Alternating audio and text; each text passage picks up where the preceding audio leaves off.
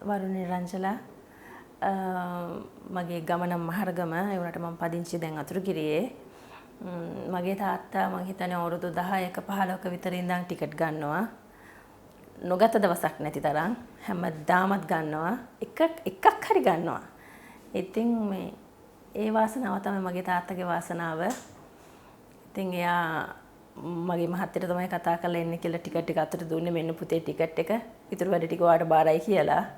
ඉතින් ඒකේ වගකීම අපි ඉෂ්ට කරන්න ඕනේ. මගේ අම්මට තාත්තටයි ඉන්න මං ගියක් හදලා දෙන්න ඕනේ. ලස්සනට හුරු බුහුටියට කවදාද ඒගොල්ලෝ අවසාන කාලේ සතුටින් ඉන්න සහ යම් කිසි මුදලක් ඒගොල්ලන්ට ෆික්ස් ඩිපොසිට් එකක් දාලා ඒකේ ආදායම ඒගොල්ලන්ට ලැබෙන්න සලසන්න ඕනේ.